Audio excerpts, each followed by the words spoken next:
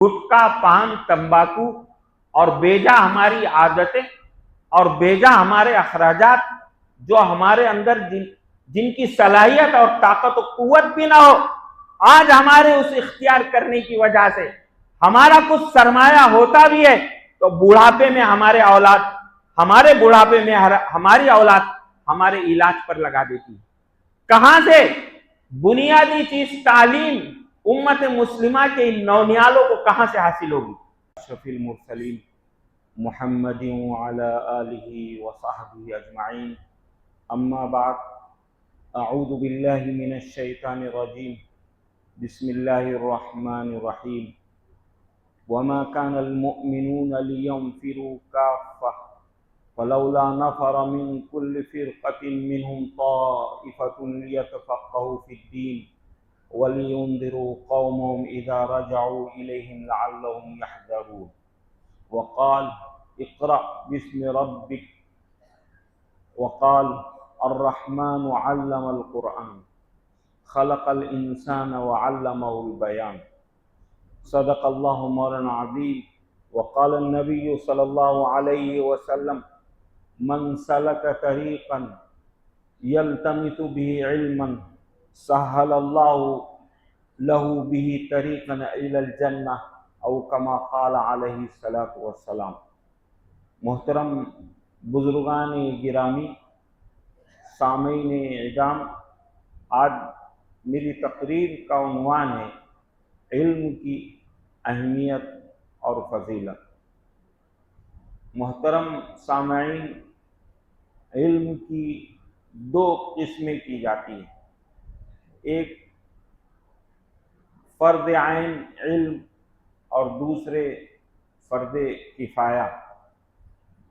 इन दोनों किस्मों पर बहस करने से पहले मैं आपके सामने इल्म की अहमियत और फजीलत मुख्तसरन पहले वाज़ेह करना चाहता हूँ। मुहतरम सामाइन, कुरान के नाज़िल किए जाने की तरतीब पर हम गौर करें तो हमें पता चलेगा कि आसमानी रिश्ता हज़रत ईसा अलैहिस्सलाम के बाद 600 साल तक मुनक़ते हो चुका था। 600 साल के बाद पहली वही कोई आई है तो वो इल्म से मुताल्लिक़ आई है और उस वही में इक़रा पढ़ो हुक्म आया है और फिर इसी वही में इक़रा इक़रा इक़रा बार बार दोहराया गया और इल्म का ज़रिया अल्लम बिल कलम, कलम का भी तज़किरा किया गया। यही नहीं किया गया बल्कि 114 सूरतों में एक सूरत का नाम अल कलम रखा गया और हुरूफ मुक़त्तआत के बाद उस कलम की कसम खाई गई और कलम जो लिखते हैं उन मज़ामीन की कसम भी खाई गई, नून वल क़लम वमा यस्तुरून। फिर उसके बाद कहा गया कि ऐ मोहम्मद सल्लल्लाहु अलैहि वसल्लम, आपको कुफ़ार मक्का जो मजनून कहते हैं, पागल कहते हैं, आपको कोई जुनून लाहिक नहीं हुआ। अल कलम एक सूरत नाजिल की गई, पहली वही इक़रा इक़रा की आई। सूरह अर्रहमान जिसे निअमतों वाली सूरत कहा जाता है, उसकी इब्तिदा भी सिफत रहमानी के बाद तालीम कुरान से आई और रहमान व अल्लमल कुरान। बाबरकत ज़ात रहमान की वो है जिसने बंदे को कुरान सिखाया। फिर दूसरी नियामत खलक़ल इंसान व अल्लमहुल बयान, तख्लीक़ इंसानी की, हमारे पैदा किए जाने की नियामत को बयान किया।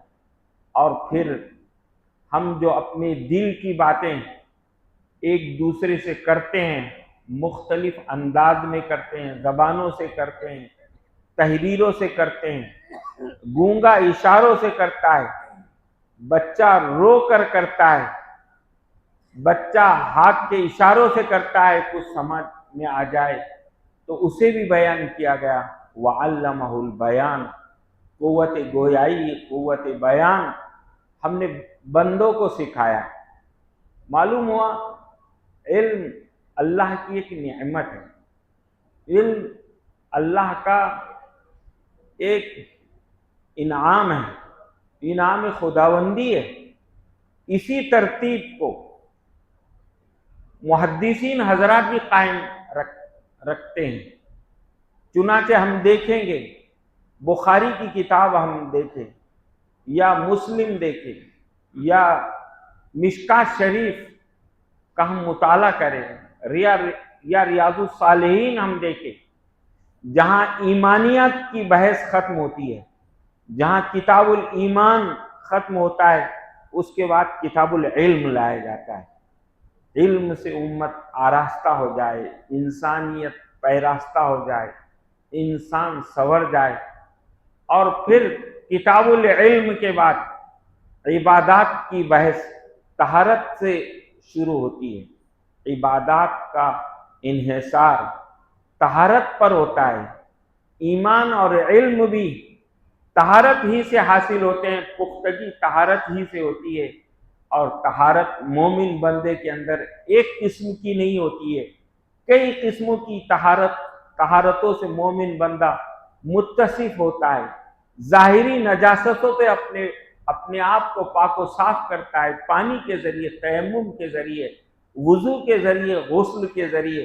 تو مومن بندہ اپنے باطن کو بھی، اپنے باطن کے گناہوں کو بھی دعاؤں کے ذریعے پاک و صاف کرتا ہے، اور اپنے باطن کو نکھارتا جاتا ہے، اس حد تک نکھارتا جاتا ہے کہ اسے طہارت اور پاکیزگی عقائد کی حاصل ہو جاتی ہے، کفر اور شرک سے پاکیزگی اسے حاصل ہو جاتی ہے۔ تو یہی ترتیب قرآنی آیات میں بھی ہے، یہی ترتیب احادیث میں بھی ہے، اور فقہ میں تو کتاب الطہارت سب سے پہلے لائی جاتی ہے۔ وہاں زندگی کے عام مسائل بیان کیے جاتے ہیں، پھر معاشرتی مسائل بیان کیے جاتے ہیں۔ اس لیے کتابوں کی ترتیب پر بھی ہمیں غور کرنا چاہیے، اور ایمان اور علم، پھر اس کے بعد طہارت کی پاکیزگی کو اور اس ترتیب کو ہمیں اختیار کرنا چاہیے۔ محترم سامعین، پہلی وحی لڑکیوں کو زندہ دفن نہ کرنے کی ہو سکتی تھی، پہلی وحی شراب نہ پینے کی ہو سکتی تھی، پہلی وحی جوا نہ کھیلو اس کی ہو سکتی تھی۔ ہزار برائیاں اور ہزار خرابیاں عرب کے ان امیوں اور ان انپڑھوں میں تھی، لیکن ان سب برائیوں کو نظر انداز کر کے اقرا کا واسطہ دیا گیا، قلم کا واسطہ دیا گیا، اقرا کا حکم دیا گیا کہ پڑھو۔ اس پڑھائی سے ہر قسم کی جہالت دور ہوگی، ہر قسم کی ناپاکی ختم ہوگی۔ جو انسان بے پڑھا لکھا ہو وہ انسان نہیں ہے۔ جس گھر میں تعلیم نہ ہو وہ گھر جانوروں کا ڈروا ہے۔ جس ملک میں تعلیم نہ ہو، جس شہر میں تعلیم نہ ہو، وہ ملک وہ شہر نہیں ہے، بلکہ وہ ایک جنگل ہے جہاں جانوروں کا اور دہشت گردوں کا راج اور ان کی حکومت ہوتی ہے۔ اسلام نے بہت زیادہ ابھارا ہے علم پر، فرض عین علم ہو یا فرض کفایہ ہو، اس پر بہت ابھارا اور اسے بہت اختیار کرنے کی ترغیب دی۔ ہم غور کریں باطل مذاہب کی تاریخ پر۔ باطل مذاہب سمندروں کو معبود، سمندروں کی پوجا کرتے تھے۔ باطل مذاہب، باطل قومیں سورج اور چاند ستاروں کی پرستش کرتی تھی۔ آگ کی پرستش کرتی تھی، زمین کو اور جتنی طاقتور چیزیں تھی سب کو دیوی دیوتا کی شکل دی گئی تھی۔ کوئی انہیں سمجھنے، کوئی انہیں اللہ کی مخلوق ماننے اور کوئی ان کے نفع سے واقف نہیں ہونا چاہتا تھا، بلکہ سب کا خیال یہ تھا کہ ان کو چھیڑا نہ جائے۔ بجلی گرج رہی ہے تو دیوی دیوتاؤں کی ناراضگی محسوس ہوتی تھی۔ سورج گہن چاند گہن کو یہ سمجھا جاتا تھا کہ باطل معبود ناراض ہے۔ سمندر موجیں مار رہا ہے تو نذرانے پیش کیے جاتے تھے، زندہ جانوں کو سمندر کے حوالے کیا جاتا تھا۔ اس طرح انسانی جانوں کے نذرانے اور انسانی جانوں کے ذبیحے ان دیوی دیوتاؤں اور باطل معبودوں کے سامنے پیش کیے جاتے تھے۔ لیکن مسلمانوں کی ذات ہی تھی جنہوں نے سب سے پہلے سمندر میں سفر کیا، موجوں کو قابو میں کیا۔ مسلمانوں کی قوم ہی تھی، مسلمان حکمراں تھے، قرآنی اور احادیث کی تعلیمات تھی جس نے آفاق میں، دنیا کے ان گوشوں میں اور انسان کو اپنی ذات میں غور کرنے کی تعلیم دی اور غور کرنے پر ابھارا اور صاف کہا وَفِي أَنفُسِكُمْ أَفَلَا تُبْصِرُونَ۔ تم زمین سیرو فی الارض بھی کہا کہ آسمانوں اور زمین میں گھومو اور عبرت حاصل کرو، اور پھر اس کے بعد کہا کہ تم اپنی ذات میں خود کیوں نہیں غور کرتے ہو، ایک بڑا جہان تمہیں اپنی ذات میں نظر آئے گا۔ جس طرح کائنات میں اللہ تبارک و تعالیٰ کے بہت سے نظام ہیں، بہت سے سسٹم ہیں، اے انسان تیری ذات میں بھی اللہ تبارک و تعالیٰ نے چھوٹے چھوٹے ہر چیز کے کارخانے اور ہر چیز کا اللہ تبارک و تعالیٰ نے ایک نظام تیرے اندر بھی نافذ کیا ہے۔ اللہ تبارک و تعالیٰ کو اس انسان کو خلیفہ بنانا تھا، اس لیے اسے علم سے سنوارا، علم سے اسے مزین کیا۔ اللہ تبارک و تعالیٰ نے فرشتوں سے کہا انی جاعل فی الارض خلیفہ، میں زمین میں اپنا نائب بنانا چاہتا ہوں، میں ایک حکمراں، زمین کا ایک حکمراں بنانا چاہتا ہوں۔ فرشتوں نے کہا کہ اللہ تبارک و تعالی نحن نسبح بحمدک ونقدس لک، ہم آپ کی تسبیح اور آپ کی پاکی بیان کرتے ہیں۔ آپ جسے نائب بنائیں گے یسفک الدماء، خون بہائے گا، اس میں قتل انجام دے گا۔ اللہ نے کہا انی اعلم ما لا تعلمون، مجھے وہ علم ہے جو تمہیں علم نہیں ہے۔ پھر اللہ نے حضرت آدم علیہ السلام سے کہا انبئہم باسمائہم، اے حضرت آدم سے کہا کہ کائنات کی چیزوں کے نام بتاؤ۔ چنانچہ کائنات کی جتنی چیزیں تھی ان کے نام اور ان کی ابتدائی معلومات حضرت آدم علیہ السلام نے فرشتوں کے سامنے پیش کی۔ پھر اس کے بعد فرشتوں نے اپنی معذرت پیش کی۔ معلوم ہوا اس زمین کی خلافت کے لیے، اللہ کے نائب بننے کے لیے، انسان کو اس نائب بنانے کے لیے اللہ نے علم کا سمندر بہایا، علم کا دریا بہایا، ورنہ آپ صلی اللہ علیہ وسلم کی بعثت سے پہلے کاہنوں اور نجومیوں کے علم میں، نجومیوں کے قبضے میں علم تھا، دیوی دیوتاؤں میں ڈوب گئے تھے، کوئی اپنی مرضی کی زندگی نہیں گزارتا تھا، علم گرجا گھروں میں موجود رہتا تھا، کوئی اس کا جاننے والا نہیں تھا۔ اب یہ فیصلہ کیا گیا آپ صلی اللہ علیہ وسلم کی بعثت سے اور ایسی کتاب کے دیے جانے سے جسے قرآن ہی کہا گیا کہ بار بار پڑھی جانے والی کتاب، بار بار پڑھی جانے والی کتاب، اور اس کا اعتراف بعض غیر مسلموں نے خود کیا ہے کہ جب ہم نے قرآن کریم کی تلاوت سورہ فاتحہ سے والناس تک کی تو اس کائنات کے تمام علوم ہم پر منکشف ہونے لگے، ہم پر کھلنے لگے۔ خلافت عباسیہ کا دور مسلمانوں کے لیے بڑی سرسبزی اور شادابی کا دور تھا۔ علم دوست خلفاء نے بیت الحکمت ایک ادارہ قائم کیا،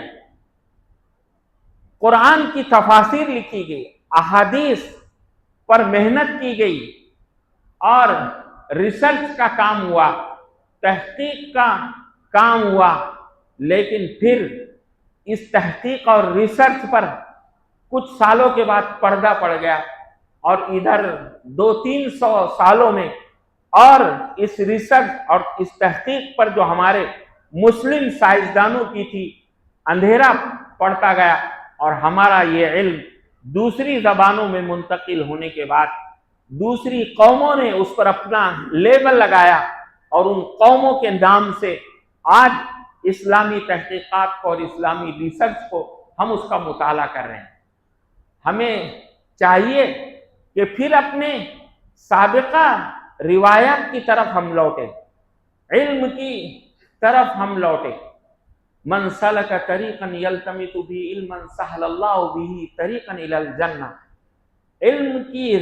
علم کے حصول کے لیے جو بھی کوئی راہ اختیار کرتا ہے، جو بھی کوئی طریقہ اختیار کرتا ہے طالب علم، اسٹوڈنٹ، اللہ نے کہا کہ علم کا راستہ اختیار کر رہا ہے، علم کے لیے جاگ رہا ہے، علم کے لیے محنت کر رہا ہے، اللہ اس کے اس راستے پر چلنے کی وجہ سے، اس طریقے کو اختیار کرنے کی وجہ سے اللہ اس کے لیے جنت کا راستہ اختیار کریں گے۔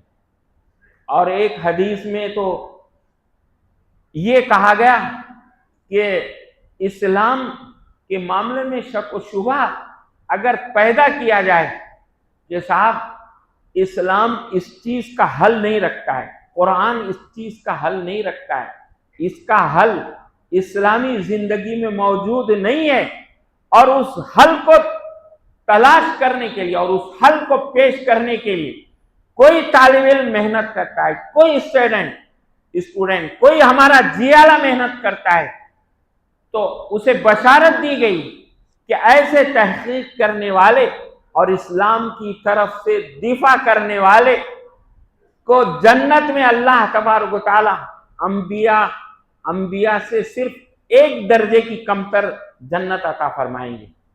انبیاء اور اس کے درمیان صرف ایک درجے کا فاصلہ رہے گا، انبیاء کے درجے کی جنت سے ایک فاصلہ کم، صرف اسے علم میں تحقیق، علم میں ریسرچ کی وجہ سے اسے جنت کا یہ درجہ حاصل ہو رہا ہے۔ حدیث میں کہا گیا کہ رات بھر اگر کوئی بنی اسرائیل کے عالموں کا واقعہ بیان کیا جائے کہ ایک عالم وہ تھا جو رات بھر عبادت کرتا تھا، دن میں جہاد کرتا تھا، اور ایک عالم وہ تھا جو اپنے علم سے فائدہ پہنچاتا تھا، تو آپ صلی اللہ علیہ وسلم نے کہا کہ اس عالم کی فضیلت ایسی ہے جیسے ستاروں پر چاند کو فضیلت حاصل ہوتی ہے۔ تو علم پر آپ صلی اللہ علیہ وسلم نے بہت اکسایا، اور علم پر آپ صلی اللہ علیہ وسلم نے بہت ابھارا۔ غزوہ تبوک کے بعد سورہ توبہ کے اندر ایک آیت آپ صلی اللہ علیہ وسلم پر نازل کی گئی، وہ آیت کریمہ بھی ہمارے لیے علم کا نصاب اور علم پر اکسانے اور ابھارنے والی ہے۔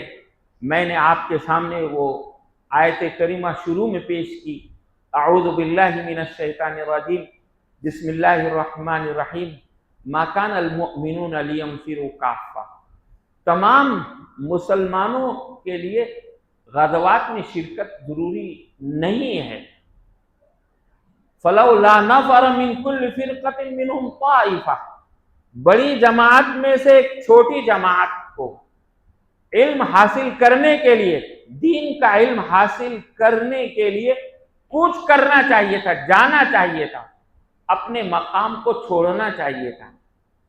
ایک گروہ کو علم حاصل کرنا چاہیے تھا، اس لیے حاصل کرنا چاہیے تھا کہ تمام مسلمانوں کو وہ ڈرائیں، اور ڈرانے کی بھی لفظ لینذروا، انذار کا لفظ لایا گیا ہے، اور انذار ایسے ڈرانے کے لیے استعمال نہیں ہوتا ہے جیسے سانپ اور بچھو سے ڈرایا جاتا ہے، بلکہ نذیر آپ صلی اللہ علیہ وسلم کی جو صفت بیان کی گئی وہ ایسی صفت ہے کہ جو ماں باپ کا ڈرانا ہوتا ہے، یعنی محبت بھرے انداز میں اپنی قوم کو ڈرائے کہ دیکھو علم نہ ہو تو اس کا انجام یہ ہوگا، علم نہ ہو تو جہالت ہوگی، گمراہی ہوگی، بدعات ہوگی، خرافات ہوگی، کفر و شرک ہوگا، حقیقی ذات اللہ کو بندہ نہیں مانے گا، انسانیت نہیں رہے گی، اسلام کے ضابطے نہیں رہے گے۔ یہ انسان جس کی پیدائش کا مقصد خلیفہ ہے، اپنا نائب بنانا ہے، خلافت کو وہ حاصل نہیں کر سکے گا۔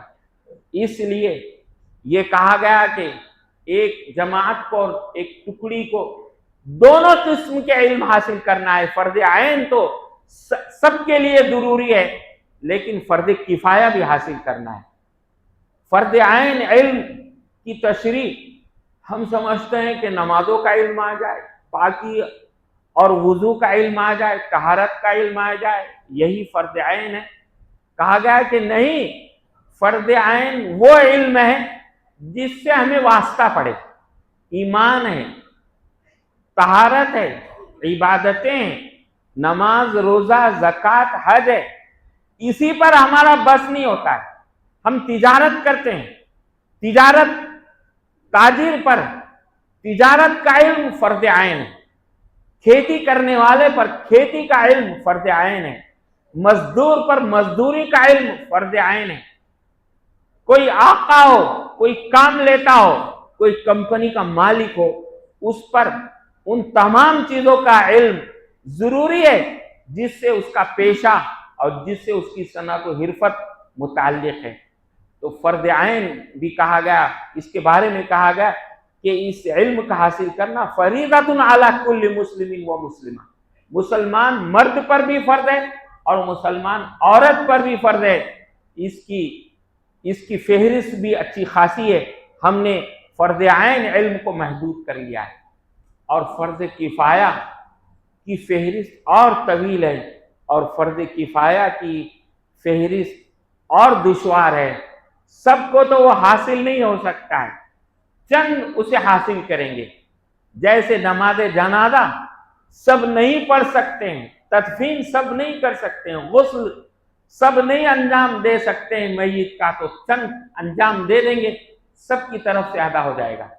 علم دین میں بھی مہارت، فقہاء نے صاف کہا ہے کہ جب کسی بستی میں، جب کسی محلے میں کوئی مفتی نہ ہو تو ان محلے والوں پر اور ان بستی والوں پر ضروری ہے کہ فقہ کے مسائل اور فقہ کی سوجھ بوجھ پیدا کرنے کے لیے کسی باتنخواہ مفتی کا تقرر کرے اور اس سے تمام مسائل میں اس کی طرف رجوع کرے۔